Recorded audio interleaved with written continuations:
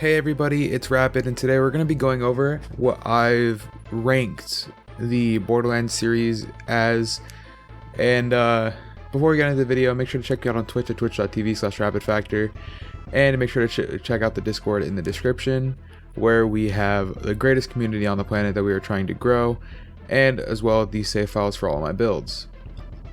Now, let's get into the video. So, I'm going to be ranking every game in the series, even including Tales and Wonderlands, and going from there.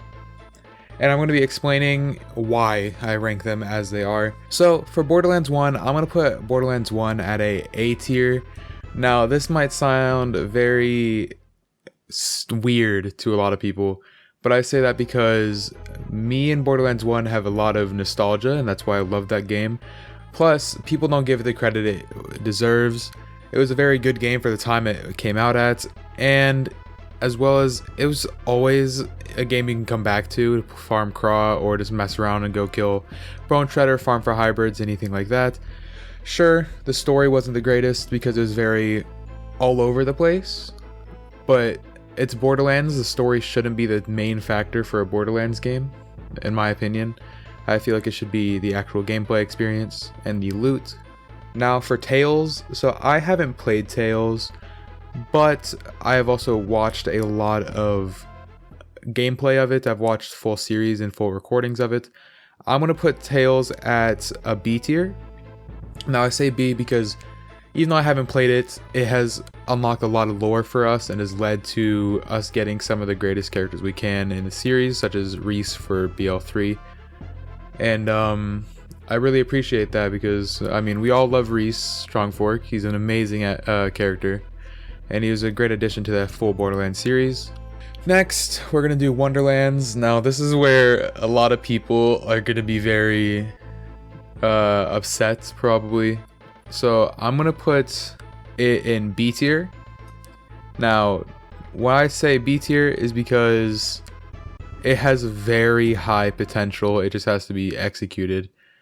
And a lot of people can agree with that. They'd agree that a lot of Wonderlands has a lot of potential. There's a lot of things they could add or could fix to make this game amazing, even possibly the best in the series. Plus, it had probably the best story playthrough experience out of the series, even though it was very short. And I'd say that is it for Wonderlands. Now, for the Assault on Dragon Keep DLC, story, whatever you want to call it, I'm gonna put it in a haven't played. I didn't play it because I hated the Tiny Tina's DLC. That's gonna piss a lot of people off, but yeah, I didn't like the Tiny Tina DLC. I thought it was very overrated. It was just kind of good for the loot, and all we got from it was just a BL2, but with a different loot source, and we were just stuck in the DLC that I hated most. Now onto the pre-sequel.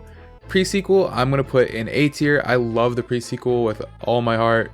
I believe pre-sequel could have been probably the best game in the series if 2K wasn't shut down, 2K Australia, I believe. I don't want to be wrong here, so please correct me if I am. If it was never shut down, it could have been definitely one of the best games in the series. When we look at the leaks and the concept art we had for the next DLC, and Claptrap DLC was probably one of the best DLCs we've had in the entire series. Now, on to Borderlands 2, where again, I'm going to make a lot of people very angry. I don't like Borderlands 2 after sinking so many hours into it. It's one game a lot of people can go back to while I cannot. It's a game that I just genuinely do not enjoy without playing with friends, and even with friends I still don't really enjoy it anymore. While I do think it is a game that a lot of people do enjoy, and it is recordly known as probably one of the best games ever, I cannot agree. I hate going back to play this game, especially after we got games like Borderlands 3. I didn't like the end game for Borderlands 2, these raid bosses, or classic raid bosses as a lot of people call them. I wasn't a huge fan of. Now, let's see, I don't know where else to start. I'm going to put this at D. I know, it's going to tick some people off. I just cannot play this game anymore. It's not a good experience for me anymore. I don't think it's really been a good experience in a couple of years since Borderlands 3 has dropped. Sadly, I can say I have experience in the game. Do not get me wrong. I've beaten the game on every character, got them all the OP10, whatever. and I will never do that again. Like maybe. Now on to Borderlands 3. Now Borderlands 3, I believe, is the best Borderlands game we've gotten so far. Borderlands 3 has definitely been an insane experience.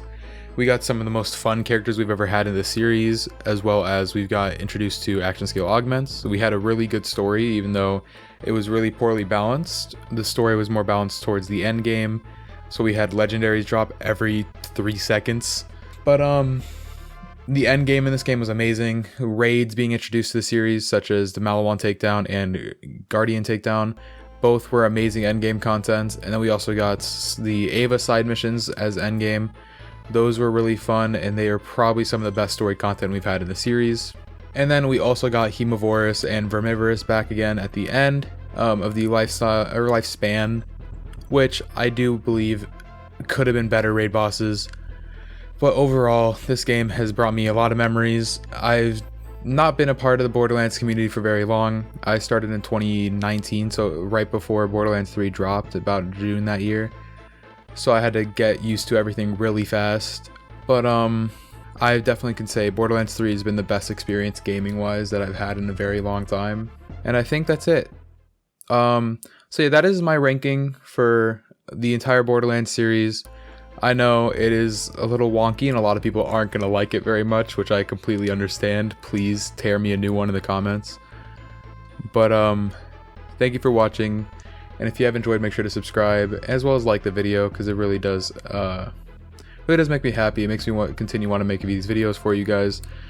And of course, make sure to check me out on Twitch and check out the Discord in the description, as well as check me out on Twitter at RapidLol, where we have some of the really cursed tweets or some of the most fun tweets you can probably run into on Twitter.